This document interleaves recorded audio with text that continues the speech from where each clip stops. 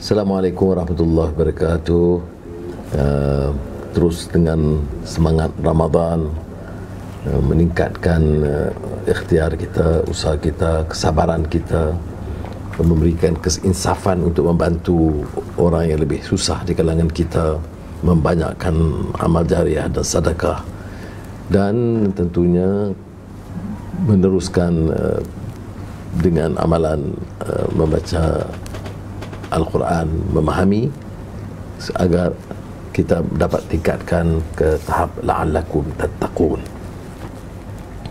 Saya mulakan dengan tentunya melayani banyak soalan dibangkit. Saya lihat lebih banyak soalan yang dibangkitkan oleh saudara, dan saya cuba untuk menjawab sebahagian, dan seperti yang biasa, yang saya tak mampu segerakan jawapan, saya akan tangguh, ataupun kalau ada soalan-soalan yang memerlukan angka dan data, saya terpaksa merujuk, kerana saya tidak punya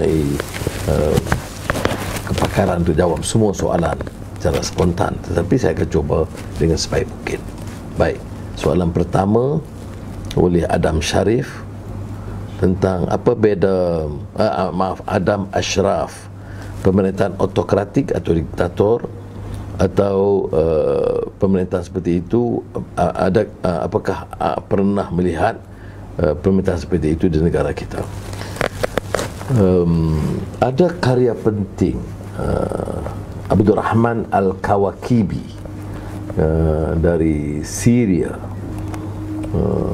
beberapa 100-200 tahun yang lalu, berjudul Al-Istibdad, atau pemerintahan kuku besi, dictatorship, yang menjelaskan ciri-ciri kediktatoran apa dia. Kalau yang ekstrimnya itu macam Fir'aun, ya, ana rabbukumul a'la, aku serba tahu, aku seolah-olah Tuhan, aku menentukan hidup kamu, makan kamu, semuanya sekali. Itu ekstrim, ya, diktator yang mutlak, yang dibandingkan dalam Al-Quran. Diktator ni maknanya bila ada pemimpin, dia ikut dia aja, ya. Dia tentukan dasar ekonomi, dasar politik, dasar hukum, bukan hakim. Dia tentukan media apa nak lapor, apa yang tidak lapor, apa yang media mesti lapor, yang dia senang, kalau tak senang dia tekan. Ekonomi, dia jaga anak-anak dia, jaga kroni dia, orang yang tak setuju dengan dia akan dia cantas. Projek bagi kepada sekutu-sekutu dia. Ini semua ciri-ciri authoritarian atau ekstrimnya diktator. Dunia Islam, terutama di Timur Tengah, itu malang itu kerana kebiasaan ini menular. Jadi sebab itu kita tidak lihatlah diktator seperti mana yang berlaku di Korea Utara atau di zaman Iraq di bawah Saddam Hussein, ya. Tetapi kita ciri-cirinya ada. Ini yang kita hadapi, ini ciri-ciri kediktatoran. Tak setuju, tangkap, masuk penjara.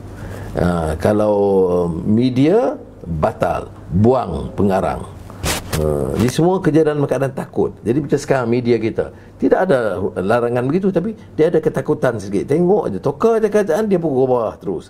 Jadi ini yang disebut pengaruh psikologi. Ciri kediktatoran itu meresap dalam sistem kita. Jadi kalau tidak pun censorship, dia ada self-censorship. Kerana ciri-ciri kediktatoran itu ada. Seperti mana kita nak, siapa yang kita dakwa, dan keputusan hakim apa dia. Itu telah diduga. Kalau dia tu kerajaan, dia tu Perdana Menteri atau penguasa, tak akan kalah. Kalau dia tu kumpul harta banyak mana pun, tak akan didakwa, takkan disiasat pun, ya. Kalau anak-anaknya kumpul bilion-bilion, tidak jadi perkiraan. Kalau dia pamer kekayaan yang begitu besar, nampak majlis dan sebagainya, membazir begitu-begini, itu dilepaskan kerana ada ciri begitu, dan orang-orang yang mempengaruhi penyiasatan baik dalam SPRM atau Badan Kehakiman. Itu sebagai contoh, ya. Sebab itu bagi kita Badan Kehakiman, SPRM, media itu harus bebas supaya dapat memberikan pandangan mereka tanpa dibeli. Kadang-kadang kita kata media bebas, tapi media pun ada yang menyogok juga. Ada beberapa komisen yang dibuat di beberapa negara di mana tokoh-tokoh besar, konglomerat ataupun tokoh-tokoh politik besar itu membayar, mengupah wartawan. Jadi dia menulis condong mengikut begitu. Sebab itu kita diajar untuk faham arti kebebasan, kerana manusia ni dilahirkan bebas. Allah jadikan kita ni bebas. Kenapa kita jadikan diri kita ini seperti burung dalam sangkar? Itu yang soalan pertama. Soalan kedua, Draj Jokase, mengapa pejabat adun ditutup padahal bantuan diperlukan? Ada setengah adun memaklumkan tiada barang, namun selepas itu nampak kelibat mereka turun agihkan bekalan pula. Ya, kalau ada laporan yang melibatkan adun dan ahli parlimen keadilan, itu saya harus diberi maklum, kerana kita pantau harian pejabat adun dan program mereka. Mungkinlah beberapa jam dia tutup. Port Dickson umpamanya buka, tapi ada beberapa ketika ditutup kerana pegawai itu dikerahkan untuk sampaikan bantuan.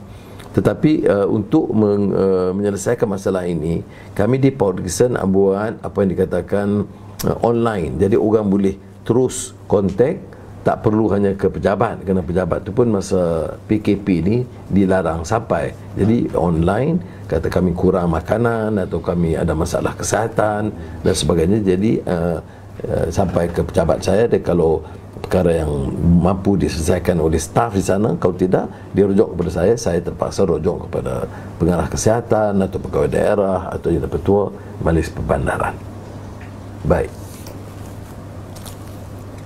George Bastille, huraikan kenapa kerajaan menjual kepentingan di syarikat GLC sedangkan mereka kata kewangan negara kukuh. Pertamanya, siapa yang kata kewangan negara ini kukuh, banyak kita seperti biasa, itu tidak cakap benar.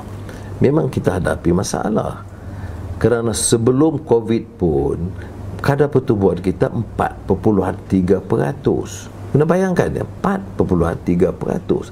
Kita perlukan di sekitar 6 hingga 7% untuk pertahankan kadar peluang pekerjaan dan mengurangkan pengangguran. Itu kita perlu di antara 6 hingga 7%. Pengalaman saya menjadi Menteri Kewangan, pertumbuhan ekonomi 9 hingga 10%. Nah, walaupun ekonomi tidak berkembang seperti mana besar seperti ada sekarang, tetapi pertumbuhannya begitu. Jadi masalah pengangguran dan kemiskinan boleh ditangani dengan lebih berkesan.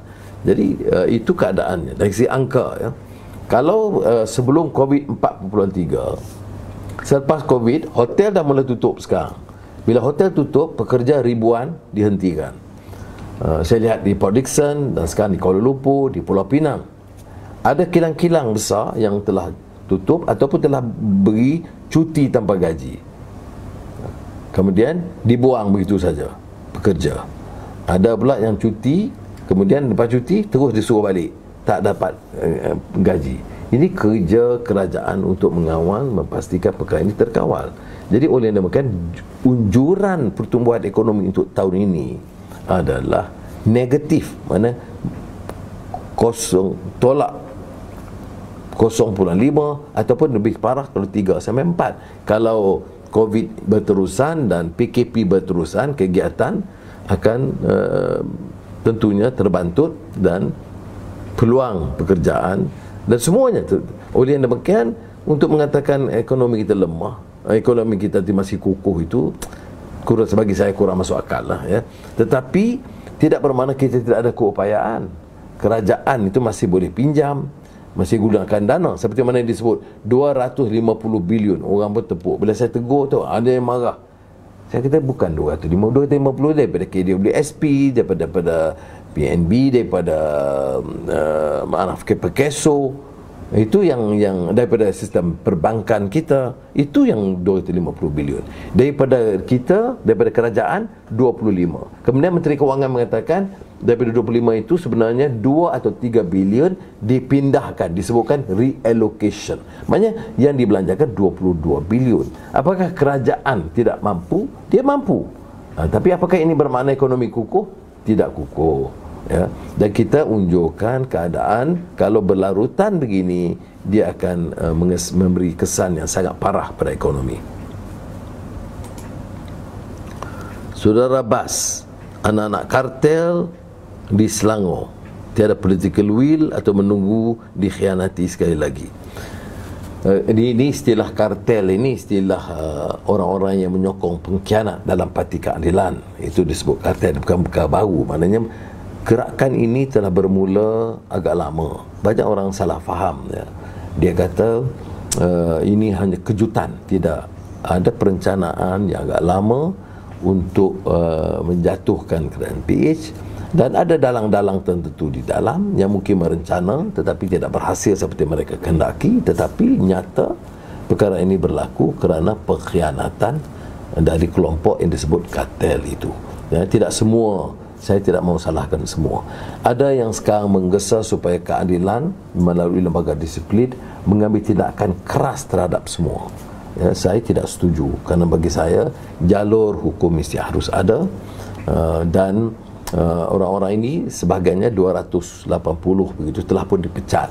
Dia dah umum keluar, ya. Ada yang mengatakan ikut due process. Ini parti, orang tu memang kita tahu betul-betul khianat, nak tunggu 6 bulan lagi, tak menusabah. Jadi ada kes yang jelas. Ada orang kata pertuduhan itu tak jelas.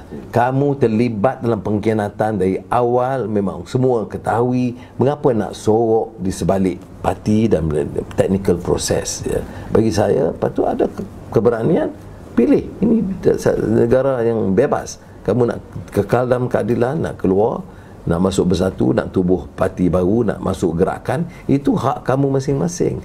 Tetapi buat apa nak gunakan isu proses ini kalau nyata? Tetapi kalau tidak nyata, ada orang bermain menyokong tapi tidak mengetahui. Jadi kita harus teliti betul-betul dan biar sistem itu adil, dan tidak membebankan dan tidak mengenayai. Ini saya agak tegas, ya. Nak kata kita ambil sikap lemah, tak betul, kerana yang dipecat 280 lebih, yang digantung pun ratusan. Memang dah jelas dia termasuk.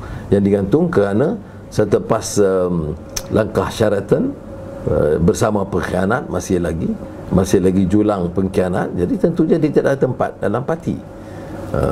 Tetapi kalau untuk Selangor, sudah ada beberapa tindakan ketua cabang, timbalan presiden, beberapa orang yang lain, termasuk ahli majlis mesyuarat kerajaan negeri yang digugurkan berdasarkan maklumat dan bukti kepada lembaga disiplin dan diperakui oleh majlis pimpinan pusat. Selain itu, kemukakan bukti. Tapi saya telah mengambil pendirian bahawa selagi kerajaan negeri di bawah pimpinan saudara Amiruddin berjalan, mematuhi kehendak parti, menyokong parti dan pimpinan parti, tiada ada sebab kita harus pertikai hak dan peranan mereka. Kita tidak boleh juga memenuhi selera orang yang kata, tak, kami ini adalah kelompok yang taat dan setia kepada Anwar, tak berbelah bagi pada awal. Oleh itu kami berhak untuk memberikan pandangan dan menolak sesiapa. Tak boleh begitu, ya, tak boleh begitu. Kita bercakap soal proses dan keadilan. Orang yang nyata terlibat itu betul. Kalau yang tidak, kita harus beri hak kepada mereka dan beri ruang kepada mereka. Jadi ini keputusan kita setakat ini. Baik. Hariri Hassan, cadangan PH melakukan penjenamaan semula, bendera ditukar kepada keadilan. Saya kata PH sebagai parti memang berjalan baik, dan keadilan, simbol keadilan digunakan dalam pilihan yang lalu. Menang tanpa keadilan, lepas menang ditikam kita, itu biasa dalam dunia politik yang tidak ada akhlak. Sebab itu saya tekankan perlunya akhlak dalam politik, ya. Ini yang disebut isu governance, isu integrity. Baik, soal bagi saya perkara itu tidak bangkit. Yang penting kita perkuatkan keadilan. Ya, basisnya masih Melayu, prinsip perlembagaan jelas. Kita adalah satu parti yang sangat teguh dalam mempertahankan kedudukan bahasa Melayu. hak keseimbangan orang Melayu, kedaulatan gajah-gajah Melayu, Islam agama persekutuan. Kalau nak terima keadilan, mesti terima prinsip ini, ya. Dan menjaga kepentingan golongan ekonomi bukan untuk dikaut oleh kelompok kecil yang kaya. Tak peduli sama ada Cina atau konglomerat Melayu atau India atau Dayak. Tapi kita dari dasar ekonomi mestilah memastikan pemerataannya, keadilan bagi semua, dan majoriti yang memerlukan adalah Melayu dan Bumiputera, ya, Sabah dan Sarawak.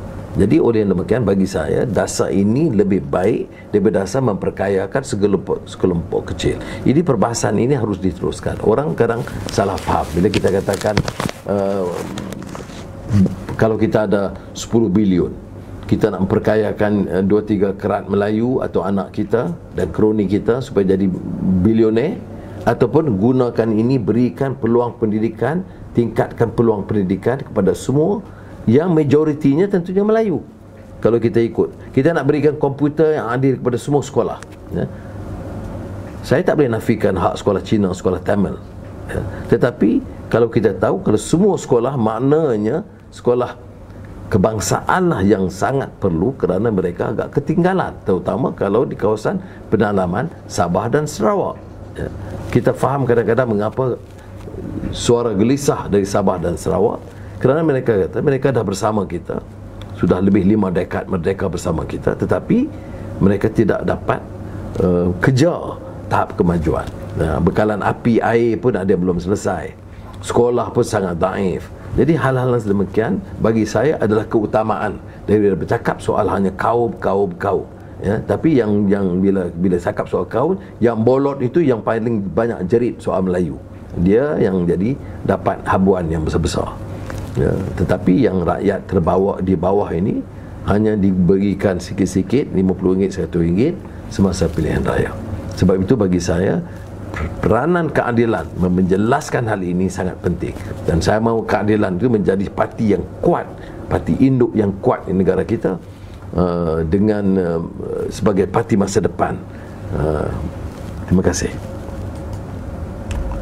Wan Muhammad, Menteri Taqiyuddin menidakkan keperluan sidang parlimen kerana COVID-19. Tapi tidak ada hujah. Saya sebut Australia, Singapura, Amerika, United Kingdom. Kalau negara itu demokratik, dia ada sidang. Dia ada sidang tu nak jaga jarak, dia nak gunakan, nak perkecilkan jumlah, itu boleh dipersetujui bersama dalam jawatan kuasa. Parlimen memutuskan. Tetapi ada peruntukan undang-undang perlembagaan. Kalau kata tidak perlu, mengapa kita adakan juga 18 Mei? Siap dengan tempat. Jadi ahli parlimen akan terpaksa duduk, bukan saja di tempat sekarang, tapi tempat pegawai dan juga tempat pemerhati untuk memenuhi tempat. Dah buat. Takkan nak buat sidang 1 jam seperti yang dicadangkan sekarang? Apa salahnya disambung 2 hari bincang soal COVID? Tapi ternyata mereka tidak ada keyakinan. Mungkin mereka rasa tidak cukup kuat, ya. Tetapi itulah peluang jadi menteri-menteri semua kena bersiap sedia, kerana kita dalam Pakatan Harapan dan juga dengan warisan itu jumlahnya agak besar. Jadi dia kena jawab. Ini cuba tengok sebahagian 70 menteri, 3-4 menteri status menteri yang jadi duta sana duta sini. Itu yang kesana kesini itu duta. Dah 73 jawatan. Kemudian kadang tak nampak pun. Kerja apa? Gaji dah jalan. Kerja apa? 73 gaji yang 560 ribu sebulan, ya. Dalam keadaan rakyat nak makan pun susah. Kemudian JLC nak lantik lagi. Semua orang politik kata hak ahli parlimen mesti bagi je. Ahli parlimen gaji dah 20 ribu, campur semua sekali dengan allowance, ya. Kemudian wajib bagi lagi tiap ahli parlimen yang menyokong kerajaan JLC, ya. Lantik yang layak. Kalau ada ahli parlimen yang punya kemahiran, keterampilan tertentu dalam bidang tertentu, saya tidak berhalangan.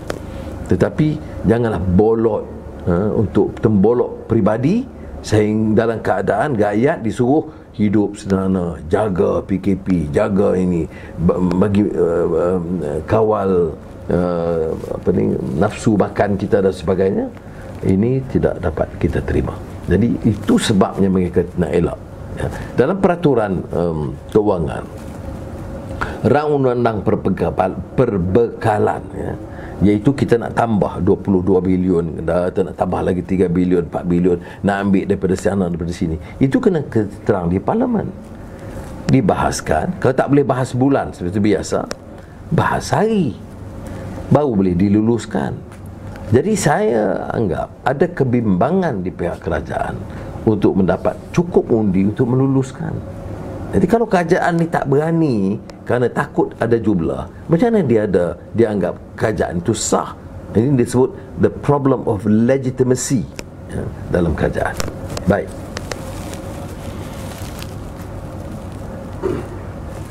Itu saja soalan. Banyak lagi, tapi saya ingat saya jawab pun bagi penjelasan panjang.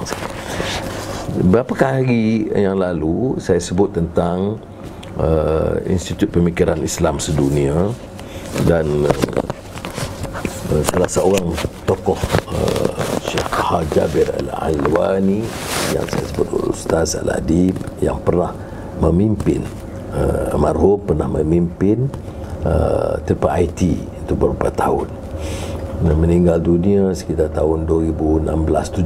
Saya masuk di dalam penjara. Sangat menyedihkan.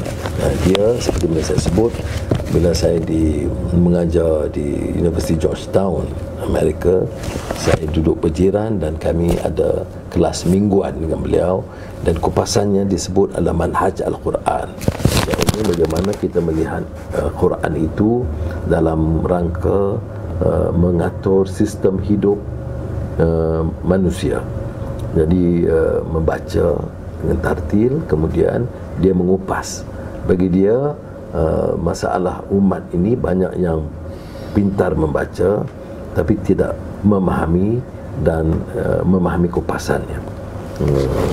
Tapi saya sebut juga ialah salah satu buku dia, ya, mulanya buku kecil, ya, yang disebut Adabul Ikhtilaf fil Islam. Adab ikhtilaf dalam Islam, yang diterjemahkan oleh Abim, Adab Perbezaan Pendapat dalam Islam, oleh Syekh Dr. Taha Jabir Al-Alwani. Dulu saya edar ni 10,000 di kalangan pemuda-pemuda. Dia bagi sudut sejarah juga, ya. Tapi dia selepas itu dia kupas dengan lebih panjang. Juga oleh Al-Ma'had Al-Alami Lil Fikri Al-Islami, iaitu International Institute Islamic Thought, iaitu buku dia kupas dengan lebih teliti tentang min adabil ikhtilaf, ya. Ini dia tekankan tentang adab beza pendapat, dan dia mula dengan tentulah prinsip Al-Quran, sejarah, dan kemudian tentang mazhab-mazhab pun, ya. Kalau kita tengok perbezaan antara mazhab itu, dia kalangan imam-imam sangat tolak ansur, tapi di kalangan pengikut sangat berperang kuat, ya. Kaum muda, kaum tua lah, Wahabi, tidak Wahabi, perang besar. Di kalangan alim, mereka sangat tolak ansur, sangat asalkan tidak melanggar syariat ataupun tidak melanggar hukum yang sabit, yang tetap. Tapi dalam ini diterangkan juga tentang kisah-kisah yang penting yang menyebabkan ada perbezaan pendapat. Pertama dari segi hukum, kedua dari segi tafsiran, pandangan tentang pemerintahan. Ini semua dikupas. Tetapi yang penting disebut sini ialah adab berbeza pendapat. Janganlah umpamanya sekejap aja perbezaan pendapat terus nak ya, ada disebut di sini dalam pengantar dan juga dalam kupasan Syekh Taha berkaitan dengan Al-Anfal ya, yang bermaksud tentang mengelakkan daripada pertengkaran. Wala tanaza'u fatafshalu wa tazhaba rihukum wasbiru innallaha ma'as sabirin. Dan tentulah kita dituntut mentaati Allah dan Rasul. Jangan berbantah atau bertengkar. Kalau tidak, nescaya kamu menjadi lemah semangat, hilang kekuatan, dan wasbiru, bersabarlah, kerana sesungguhnya Allah beserta orang-orang yang sabar. Ini di antara yang kemudian alasan dia menyebabkan bahawa perbezaan pendapat ini, saya tekankan, saya lihat umpamanya budaya netizens ini, ya, kadang-kadang bila beda pendapat itu dia tidak menggunakan hujah, dia guna apa yang disebut sebagai maki hamun, cerca. Ini tidak boleh. Jadi saya harap saudara yang terlibat dalam pandangan dan ulasan boleh tegur saya, boleh kritik saya, boleh bantah saya, boleh engkar dan tidak setuju, ya. Tetapi janganlah ikut cara orang-orang yang rendah akhlak dan akal budi, yang guna untuk maki hamun dan cerca. Baik tak setuju je orang ini alat Yahudi, tak setuju je alat DAP ataupun alat Freemason, alat Zionis. Kalau ada bukti, kemukakan. Kalau tidak, ini hanya akibat daripada apa yang disebut cemburu dan permusuhan yang tidak akan membawa berkat. Jadi saya syorkan bab permulaan, ya, kalau ada yang nak pesan daripada Abim, walaupun saya fikir terjemahan tidak kuat sangat, tapi saya teliti juga yang terjemahan Inggeris yang itu lebih kuat. Tapi ini kerana di terbitan lama, jadi mungkin mereka boleh, ya, cetakan pertama 1989. Mungkin kalau ada edisi baru, tapi setakat ini sangat baik, ya, tentang bagaimana isu-isu dapat dileraikan dengan bijak. Ya, ada yang dikatakan di antara yang dasar perincian yang furu'iyah, yang benar-benar kecilan itu, dia nampak penuh kebijaksanaan untuk berbeza pendapat. Tapi lainlah, saya tahu lain, sebab kita dalam kegiatan dakwah kita tengok kadang-kadang kalau sikit saja berbeza pendapat saja terus itu diserang, ya. Jadi saya tidak maulah bagi contoh itu, kerana contoh itu kan nanti buat kontroversi baru pula, ya. Sebab itu dulu saya pernah sebut tentang Hamka dia tulis ayahku Haji Abdul Malik Karim Amrullah ni, tulis ayahku ni kerana dia bawa pandangan baru yang disebut aliran moden. Kaum muda di Indonesia ni pada masa itu dia keras, tapi Hamka bila ikut, akhirnya dia nampak ambil pendekatan yang lebih bijak dan lebih lembut, ya, supaya dapat berdamping, dapat menerima, ya. Seperti saya lihat bagaimana Syekh Yusuf Al-Kharadawi itu, ya, ini soal Fatihah Bismillahirrahmanirrahim. Syekh Taha pun begitu juga. Tapi bila diimamkan solat di sini, bunyi Bismillahirrahmanirrahim dia. Syekh Taha bila solat di rumah saya, dia mula Bismillahirrahmanirrahim, bunyi. Kemudian kita kebetulan malam Jumaat itu ada yang orang menentang tak boleh hanya baca Yasin, baca Quran, jadi perdebatan. Jadi saya tengok, dia tanya biasa, saya kata bulan lalu kita baca Yasin, baik, kita baca Yasin. Jadi dengan cara yang sedemikian, bagi dia, ya, kerja asalkan jangan bertentangan dengan syariat, yang boleh bawa kepada kesedaran, yang bawa kepada kebaikan, itu digalakkan. Jadi mudah-mudahan dalam perbezaan kita dalam panas politik ini, dan banyak masa sekarang kebetulan, walaupun tidak berkempen, banyak masa berfikir, membaca, mengulas, dan juga dalam media sosial, kita gunakanlah satu budaya baru, budaya yang berakhlak, budaya untuk bersetuju dan menolak, tetapi dengan penuh hikmah dan kebijaksanaan. Terima kasih. Wassalamualaikum warahmatullahi wabarakatuh.